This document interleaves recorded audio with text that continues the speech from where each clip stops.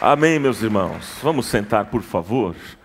Vamos sentar e nós vamos dar a continuidade à nossa série de mensagens. Qual é a série, irmãos? Em chamas para Deus. Em chamas para Deus. E eu quero convidá-los a abrirem a Bíblia em Neemias, no capítulo 1. Abra comigo Neemias, capítulo 1. O tema de hoje é onde Deus habita. Neemias, no capítulo 1. Por favor, abra sua Bíblia e me acompanhe nesta leitura a partir do verso 5. Todos encontraram, irmãos? Então eu disse: Senhor, Deus dos céus, Deus grande e temível, fiel à aliança e misericordioso com os que te amam e obedecem aos teus mandamentos, que os teus ouvidos estejam atentos e os teus olhos estejam abertos para a oração que o teu servo está fazendo diante de ti, dia e noite, em favor dos teus servos, o povo de Israel. Confesso os pecados que nós, os israelitas, temos cometido contra ti. Sim, eu e o meu povo temos pecado. Agimos de forma corrupta e vergonhosa contra ti. Não temos obedecido aos mandamentos, aos decretos e às leis que deste ao teu servo Moisés. Lembra-te agora do que disseste a Moisés, teu servo. Se vocês forem infiéis, eu os espalharei entre as nações. Mas se voltarem para mim, obedecerem aos meus mandamentos e os puserem em prática, mesmo que vocês estejam espalhados pelos lugares mais distantes debaixo do céu, de lá eu os reunirei e os trarei para o lugar que escolhi, para estabelecer o meu nome. Estes são os teus servos, o teu povo.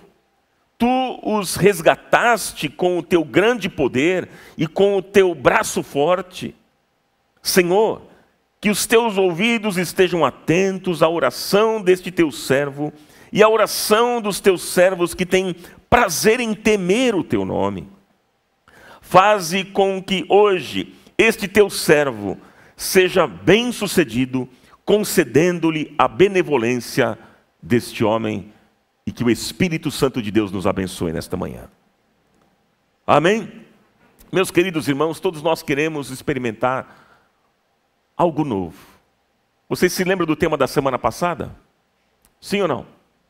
Nós falamos sobre o vinho novo, sobre algo novo que Deus quer fazer em nosso meio e como nós desejamos isso. Nós queremos um avivamento.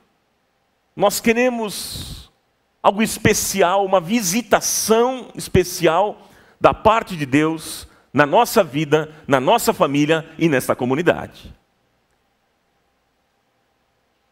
Agora, é muito interessante esse texto. O verso 9, eu destaco aqui, deixa a sua Bíblia aberta porque nós vamos ler aqui os versículos e anotar algumas coisas importantes. No verso 9, diz: o lugar que escolhi para fazer habitar o meu nome. Isso me chama a atenção. O lugar que escolhi para fazer habitar o meu nome. Gente, o que Deus quis dizer pelo profeta quando fez essa declaração? Ele estava falando de Jerusalém. Para os judeus, meus irmãos, Deus habitava exatamente ali. Mas naquele momento, o povo havia sido atacado. A cidade estava arruinada, estava destruída, os muros derrubados. E Neemias estava dizendo que Deus não habitava mais naquele lugar. Era como Gente, era como se Deus não estivesse mais presente em Jerusalém, porque o povo desonrou o Senhor. Jerusalém estava arrasada. Os mais fortes haviam sido levados para o cativeiro. E o que restou da cidade, gente, era muita miséria. Mas muita miséria. As portas e os muros haviam sido destruídos e queimados pelo fogo. O pecado, gente, o pecado havia desfigurado a imagem de Deus naquele lugar. Esse é o quadro. Esta era a situação naquele momento. Mas eu queria pensar aqui num paralelo entre o Novo Testamento e o Velho Testamento. Veja, se naquele tempo os judeus, eles criam que Deus habitava em Jerusalém, então onde está o lugar da morada de Deus no Novo Testamento? Onde? Meus irmãos, hoje a morada de Deus não são os templos feitos por mão humana, não, mas Deus habita no coração de todo aquele que nele crê. O Espírito Santo habita no coração de todo aquele que nele crê. Você crê nisso? Paulo faz essa declaração quando ele diz que nós somos o templo do Espírito Santo. Você, meu irmão, é morada do Espírito Santo de Deus. Se você creu em Deus, se você confessou os seus pecados, se você nasceu de novo, se você teve uma real experiência com o Senhor, agora o Espírito de Deus selou a sua vida e Ele habita em você. Você crê nisso ou não? Mas, irmãos, muitas vezes nós estamos na mesma condição daquele povo. Sim, por causa dos nossos pecados, nós acabamos manchando a imagem de Deus. As pessoas não veem mais a presença de Deus em nós. O nosso testemunho fica comprometido. É como se nós não servíssemos mais a Deus. Parece que a nossa fé e a nossa vida espiritual estão destruídas. E o pecado varreu a presença de Deus na nossa vida. E é justamente neste momento e nesta hora que nós precisamos de algo novo, de um avivamento. E esse tem sido o nosso clamor. Irmãos, quando Neemias ele viu a destruição ali de Jerusalém, o texto diz que ele reconheceu os erros do seu povo. Mas eu pergunto, e nós? E eu? E você? Como é que está a nossa vida, gente? Como está a nossa vida? Porque nós falamos que somos cristãos, mas muitas vezes nós estamos longe de Deus.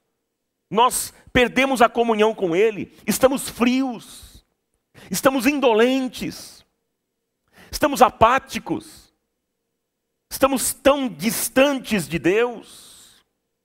Nós vivemos como se os muros da nossa vida estivessem destruídos. E com isso, sabe o que tem acontecido? O nosso inimigo tem entrado e feito a festa.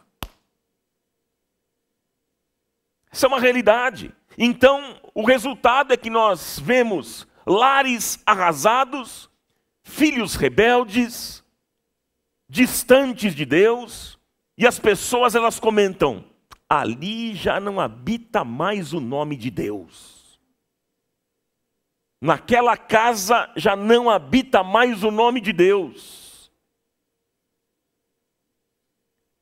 E meus irmãos, quando Neemias soube das notícias ali do seu povo, o que é que ele disse? Ele disse: ó Deus, era ali que o Senhor habitava. Era ali. Restaura, Senhor. Restaura.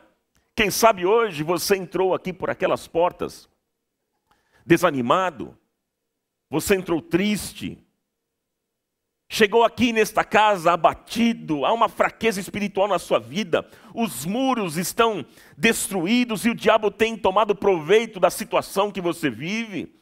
Você até quer orar, deseja clamar, deseja buscar a Deus, mas você está tão fraco que você não consegue.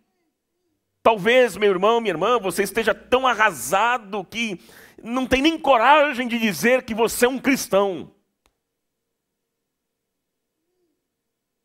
Você sabe que tem muita gente que tem até vergonha de expressar a sua fé em Deus, porque a vida está tão bagunçada, não é?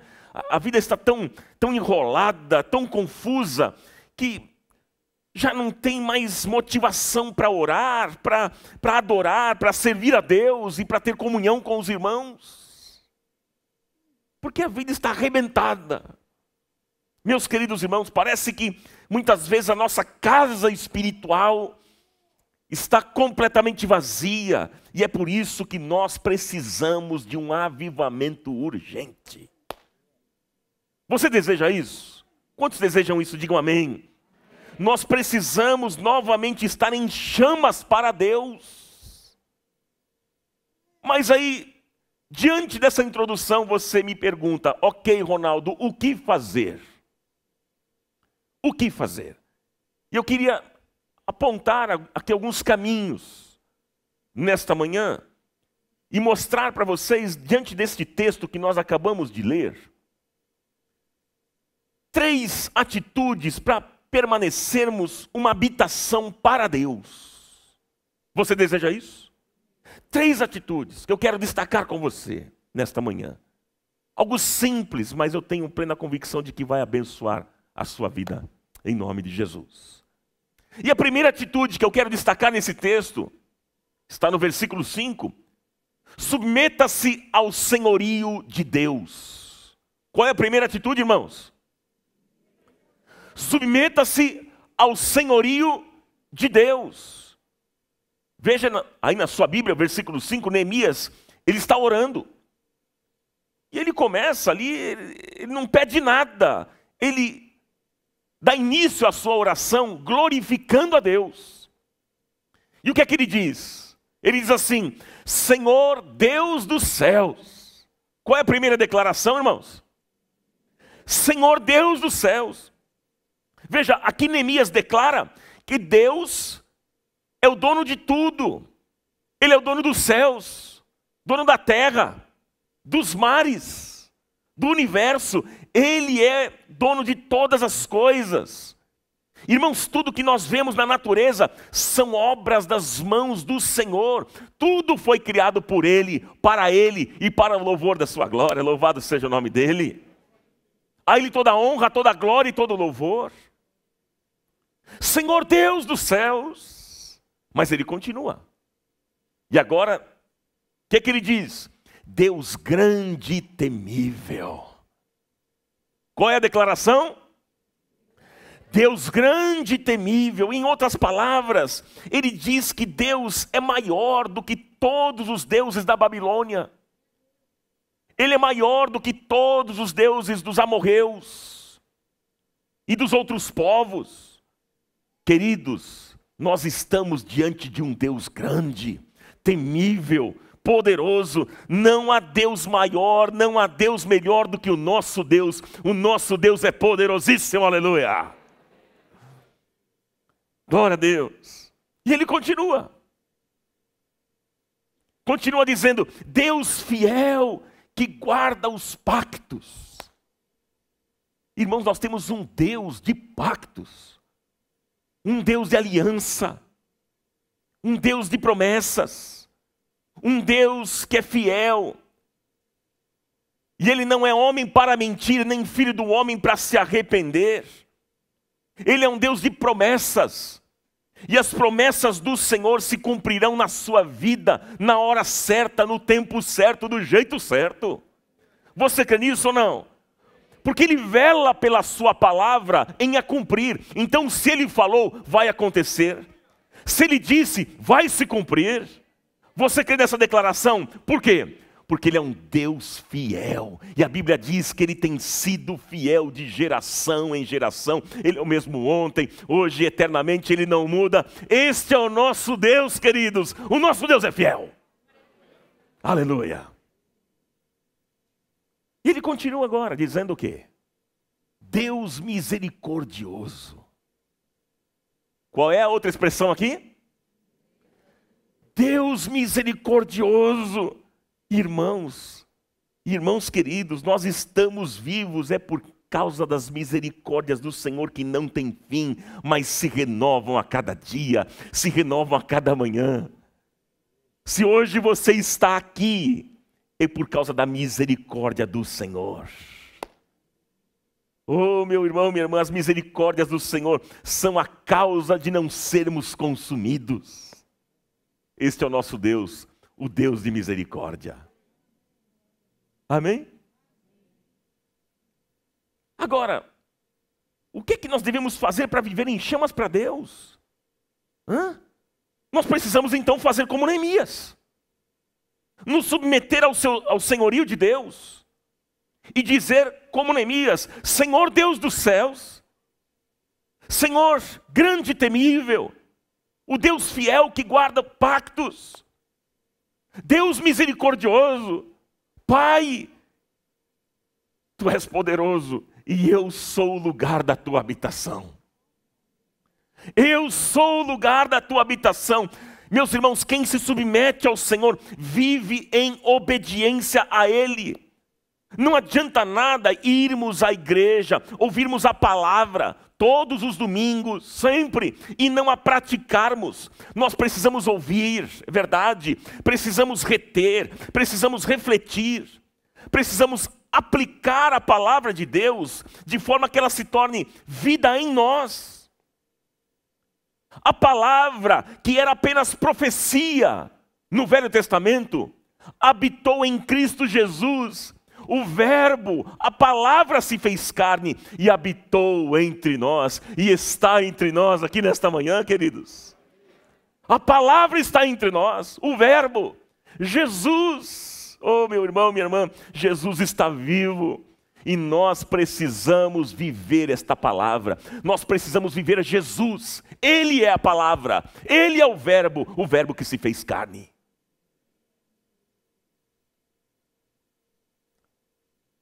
Agora, gente, onde, como, quando o avivamento vai acontecer, a gente não sabe. Esse é um assunto exclusivo de Deus, mas cabe a cada um de nós preparar o coração para o derramamento do Espírito Santo. É justamente aquilo que o profeta Oséias declarou no capítulo 10, versículo 12. E ele diz: arai o campo, porque é tempo de buscar ao Senhor. Arai o campo, porque é tempo de buscar ao Senhor. Então, gente, essa é a nossa parte. Nós temos que preparar o campo. Nós temos que preparar o terreno para a chuva, porque a chuva vem. E a chuva já está caindo sobre essa comunidade. Tem chuva nessa comunidade, é chuva de bênção, meu irmão, minha irmã. Deus está fazendo algo especial nesta comunidade, eu creio nisso. E se nós queremos receber este vinho novo, como falamos na semana passada, o avivamento, se nós queremos receber, viver em chamas para Deus, nós precisamos estar com o coração preparado, com o terreno preparado, com este campo preparado, porque a chuva está descendo. Ela vem. Nós precisamos fazer, queridos, como Neemias, reconhecer a grandeza do Senhor e nos submeter a Ele.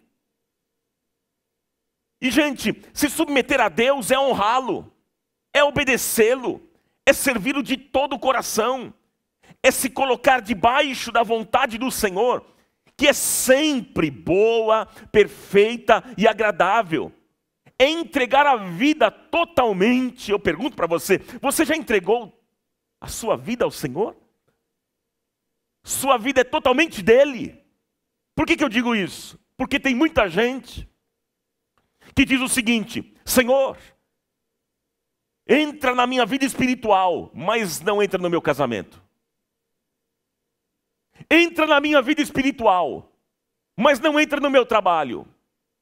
Não entra nos meus negócios, não entra nos meus relacionamentos, não entra na minha família, Mas, irmãos, ou o Senhor reina em todas as áreas da nossa vida, ou Ele não habitará em nós. Não tem jeito. Portanto, nós precisamos declarar com fé, com convicção e com inteireza de coração, aquilo que o apóstolo Paulo diz lá em Gálatas 2:20, fui crucificado com Cristo, assim não sou eu quem vive, mas agora Cristo vive em mim. E a vida que agora eu vivo na carne, no corpo, vivo-a pela fé no Filho de Deus, que me amou e se entregou por mim. Aleluia!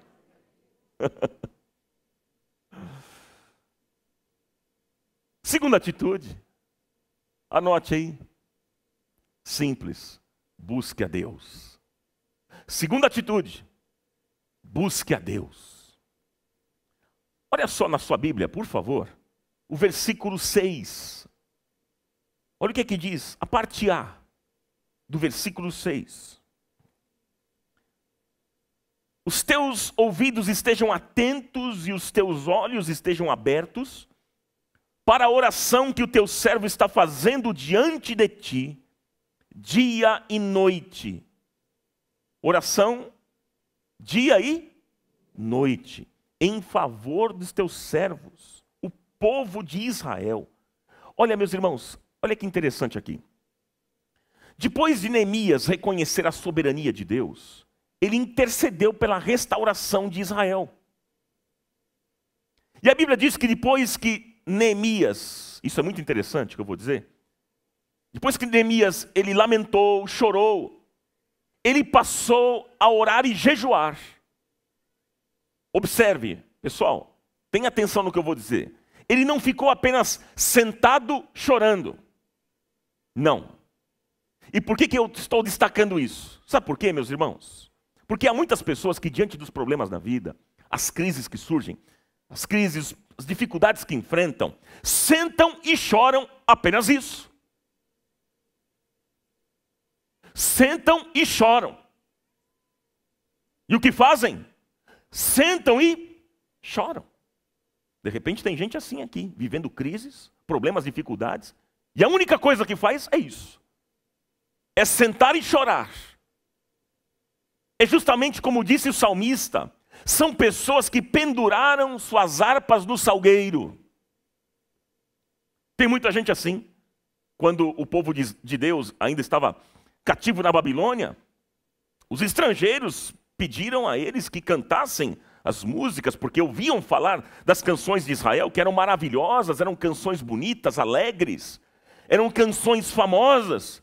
Mas, gente, o povo de Israel se sentou, pendurou suas harpas nos salgueiros e não cantou. E eu quero dizer que, infelizmente, tem muita gente assim. Existem tantas pessoas nesta igreja que são talentosas. Gente que tem graça de Deus na vida.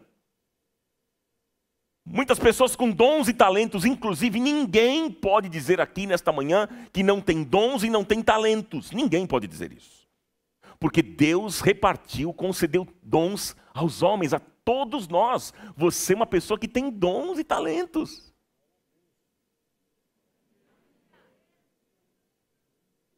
Então tem muita gente talentosa aqui nessa comunidade. A gente não sabe disso.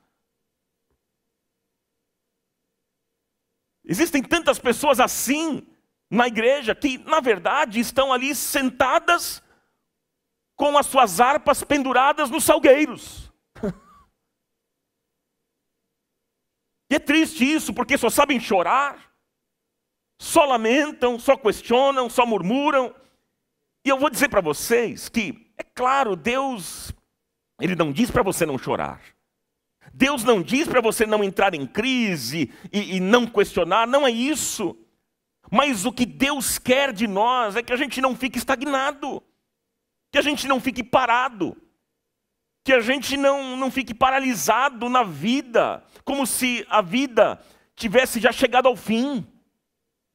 Não é isso que Deus quer para mim e para você, porque há um outro caminho. Gente, há um outro caminho diante das pressões que você tem vivido, diante dos problemas, diante das dificuldades, quando você estiver triste, machucado, caído, deprimido, destruído, olhe para o alto, olhe para Deus. Olhe para o Senhor, olhe para Deus. Foi o que Neemias fez aqui diante da tragédia que estavam vivendo. Ele olhou para Deus e então agora ele começa a orar, ele começa a jejuar, ele começa a buscar a Deus. Ele começou a clamar por um avivamento, pelo avivamento do seu povo. Ele não ficou parado só chorando e lamentando. Gente, nós queremos um avivamento aqui nesta comunidade. E avivar é trazer da morte para a vida. Avivar é trazer restauração. Avivar é trazer ressurreição.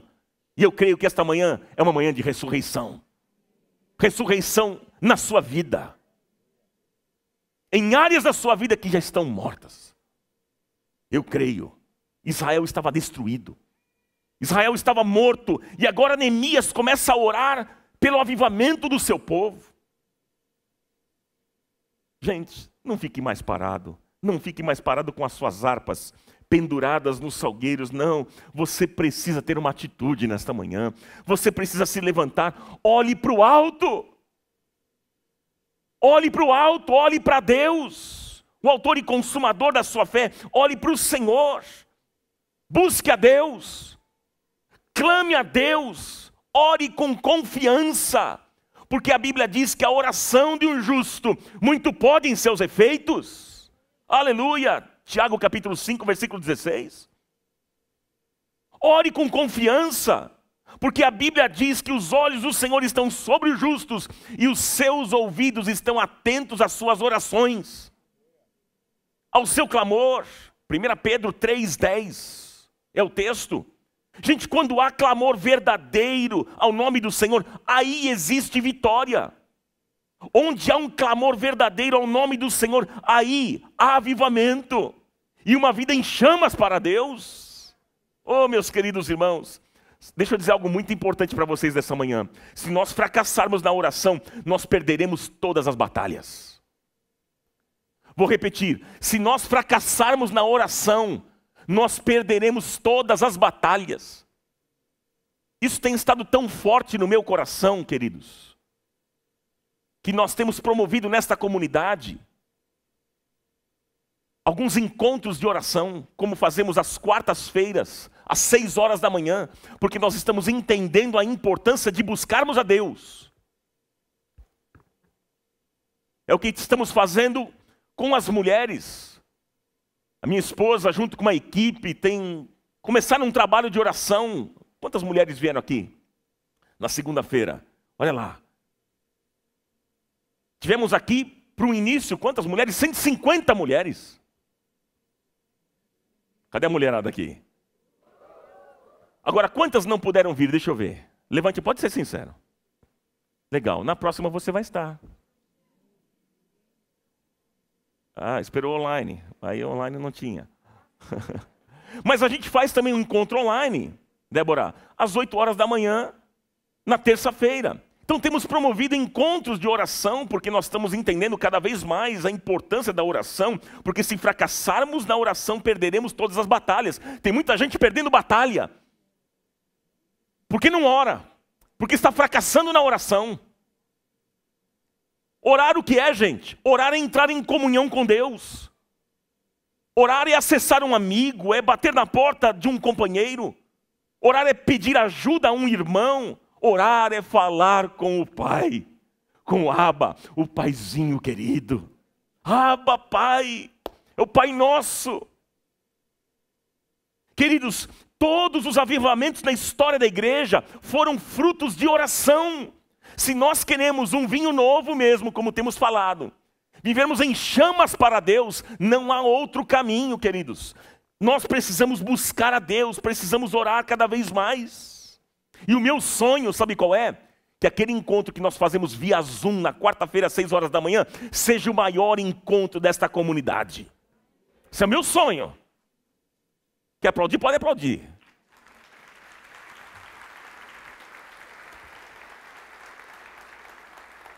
Agora veja só, esse seu aplauso significa que você concorda e que você vai participar. Ué, agora diminuiu o aplauso? Cuidado para você não se comprometer em algo que você não vai cumprir depois. Cuidado. Participe com a gente, é 40 minutinhos de oração. Depois a turma sai para o trabalho. Das 6 às 6h40, essa é a média de oração. Temos uma dinâmica via Zoom, se você quer participar, peça o link e participe conosco, porque tem sido uma bênção e vai ser muito mais. Nós queremos um avivamento. Nós queremos uma igreja renovada, uma igreja restaurada. Então, qual é o caminho, gente? Buscar a Deus. É a vida de oração, meus queridos irmãos. O avivamento começa quando nós buscamos a Deus. Jesus disse lá em Mateus 6,6, vá para o seu quarto, feche a sua porta, dobra os teus joelhos, ore ao seu pai que está no secreto. E então o seu pai que vê no secreto o recompensará. Talvez o primeiro alvo de oração seja a sua casa, seja a sua família, os seus filhos, seus pais, sua esposa, seu marido. Tem gente aqui vivendo uma crise violenta dentro da família e não ora. Insiste em ir por um caminho que não vai dar em nada. Quer dizer, vai sim. Um caminho de derrota e destruição. Porque sem a oração, meu irmão, minha irmã, se nós fracassarmos na oração, nós perderemos todas as batalhas. Nós precisamos orar. Você pode dar um glória a Deus nessa manhã? E o que o diabo quer? Qual é a missão do diabo, gente? A missão do diabo é matar, roubar e destruir. Sabe o que o diabo deseja? Que você fique mesmo sentado chorando.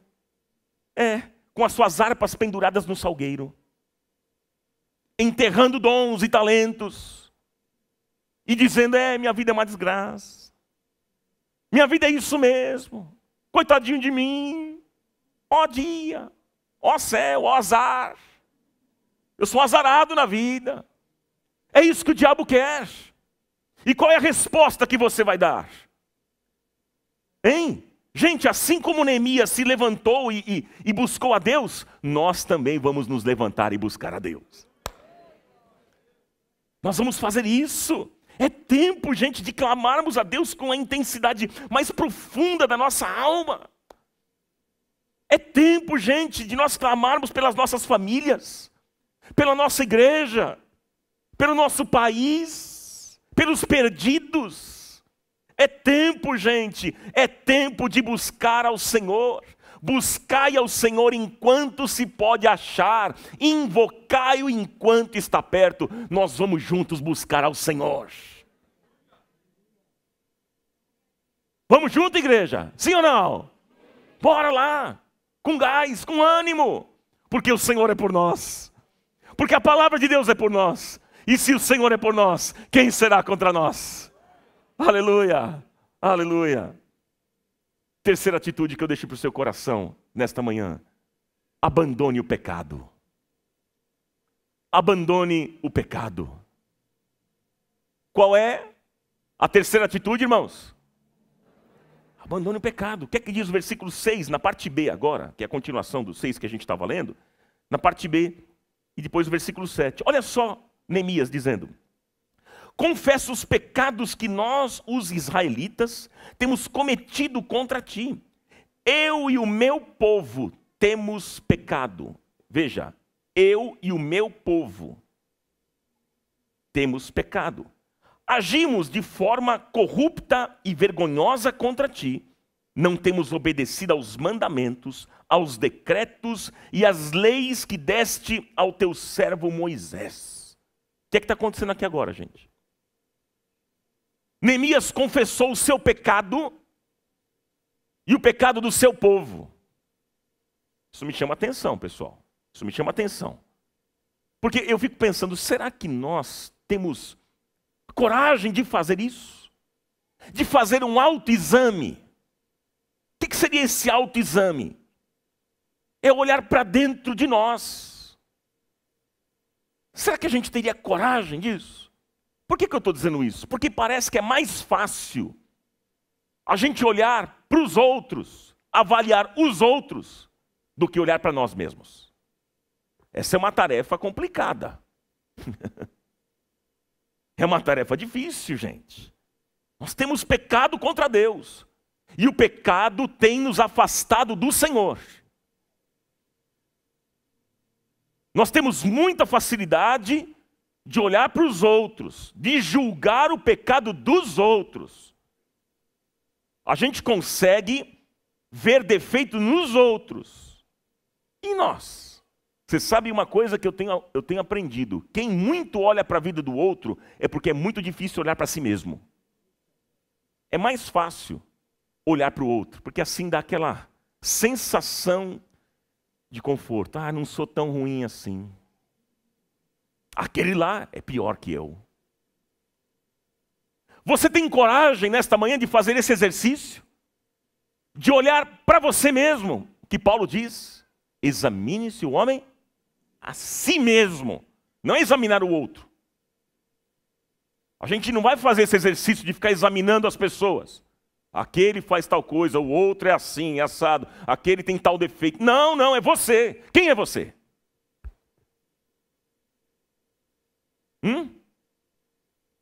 Mas chegou o momento de nós, comunidade da graça, em Vila Carrão, chegou o momento de nós fazermos como Neemias, olharmos para dentro de nós e confessarmos os nossos pecados. Ah, meus irmãos, o que é pecado, gente? O que é pecado? Pecado é essencialmente tudo que fazemos que nos afasta de Deus. O que é pecado, meus irmãos? É a vontade de fazer o que Deus não quer, de conhecer o que Ele não conhece e de amar o que Ele não ama. Isso é pecado, meus irmãos. Pecado é uma revolta contra Deus. Pecado é o estabelecimento de uma independência falsa. Pecado é a substituição de uma vida para Deus por uma vida para si mesmo. Isso é pecado. E toda queda de uma pessoa começa no pecado. O pecado, meus irmãos, é a desobediência à palavra de Deus. Sabe, queridos, todo pecado tem início na desobediência. Por vezes nós culpamos os outros, né, pelos nossos erros, pelos nossos fracassos. Quantas vezes fazemos isso? Ah, minha vida está assim por causa do meu marido. Minha vida está assim por causa da minha esposa. A minha vida está assim, desse jeito, por causa dos meus pais. Ou por causa da igreja. Ou por causa do pastor. Freud, ele tinha razão quando ele fala que o ser humano faz isso, essa transferência. E é verdade, nós responsabilizamos os outros pelos nossos fracassos. Sempre é o outro que é culpado. Ah, meus queridos irmãos, isso é tão triste. Mas sabe, a gente não faz como Neemias fez aqui no texto, porque ele olhou para dentro de si e ele disse: Senhor, eu e a minha casa temos pecado contra ti. Eu e a minha casa. Eu e todo o povo temos pecado contra ti. Ele se inclui. O negócio é comigo, Senhor. Gente, e como igreja, eu quero dizer para vocês que nós temos cometido tantos pecados contra o Senhor. Sabia disso? É bom que a gente pode estar aqui, todo mundo junto, nós somos uma família, é ou não é, gente? Podemos falar aqui entre nós e dizer que nós temos cometido muitos pecados. E o pecado tem nos afastado de Deus. Porque toda vez que nós pecamos, ficamos afastados da palavra. O pecado nos afasta da palavra, mas a palavra nos afasta do pecado. E a gente tem pecado contra Deus. A gente tem feito muitas vezes aquilo que não agrada ao Senhor. E a Bíblia diz que o salário do pecado é a morte. Muitos estão morrendo, a vida espiritual morta. Morta. Estão já insensíveis. Por causa do pecado.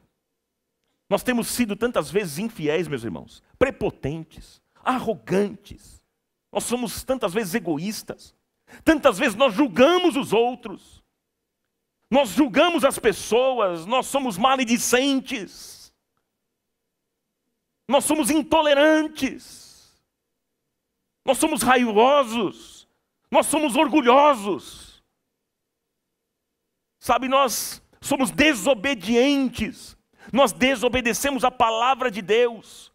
E nós precisamos nos prostrar nesta manhã diante do Senhor, chorar e confessar os nossos pecados. É o que precisamos fazer. Precisamos pedir perdão a Deus e clamarmos por sua misericórdia. E a Bíblia diz, queridos, lá em Isaías 59, 2, anote.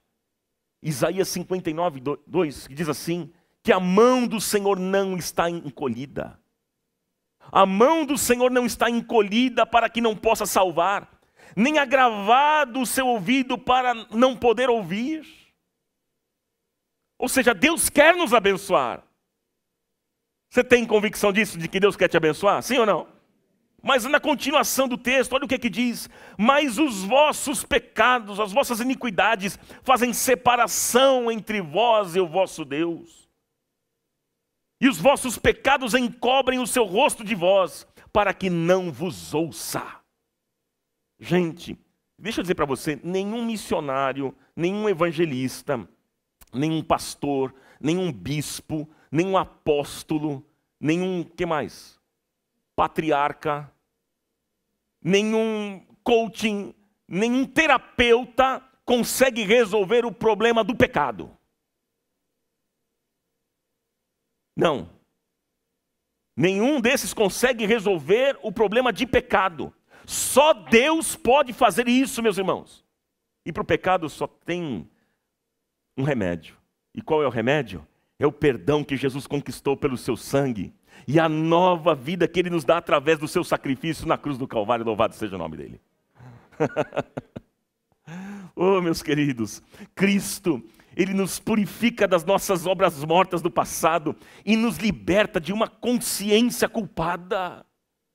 Ah, queridos, o perdão nos é dado mediante a nossa confissão e arrependimento. É 1 João capítulo 1, versículo 9. Se confessarmos os nossos pecados,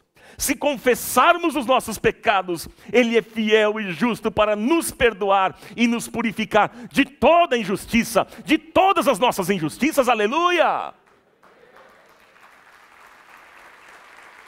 Ele é um Deus perdoador. Provérbios 28, versículo 13, o que encobre as suas transgressões jamais prosperará, mas o que as confessa e deixa alcançará a misericórdia.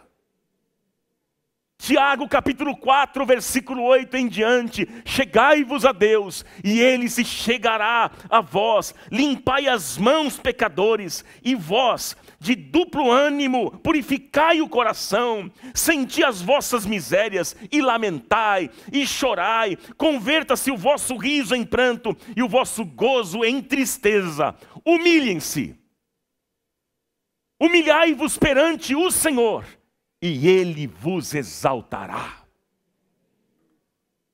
Porque Deus resiste ao soberbo, Ele se opõe, Ele frustra o arrogante, mas Ele concede favor, bênção àquele que é humilde, àquele que tem coração quebrantado.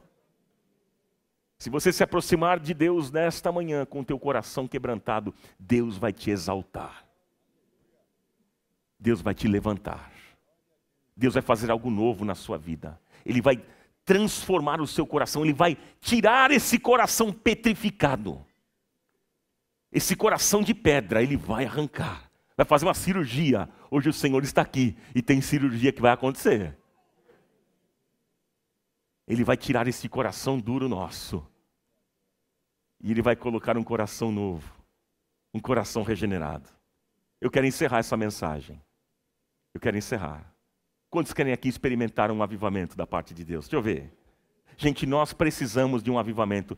E olha, outro dia eu disse uma coisa muito interessante do que eu creio que vai acontecer nessa comunidade. E escute o que eu estou dizendo, como isso vai acontecer, e um dia você vai me lembrar. Outro dia eu disse que Deus vai fazer algo tão especial aqui, Ele já está fazendo e a gente tem percebido isso. Mas Deus vai fazer algo tão especial que você vai estar aqui todos os domingos. Você não vai querer saber de faltar, sabe por quê? Porque vai arder algo no seu coração que você vai dizer o seguinte: eu preciso estar naquele lugar para ouvir a voz de Deus pela boca do profeta, porque Deus vai falar comigo e eu não posso ficar sem ouvir a voz de Deus naquele lugar. Vai surgir uma sede, uma fome em você, meu irmão, como eu já tenho visto em muita gente pegando fogo. Ardendo em chamas. Vai acontecer isso e mais. Eu creio que nós vamos chegar no momento que vai ser difícil a gente se almoçar. Sair para almoço. Porque eu vou chegar gente, vamos embora para casa. Você vai, não, vamos ficar. Nós queremos mais. Isso vai acontecer com as crianças. Isso vai acontecer com os adolescentes, como tem acontecido já. Já tem acontecido coisa nova nos adolescentes, gente. Sabia disso? E nos jovens a mesma coisa. Tem acontecido algo extraordinário. Nos adultos, nos casais.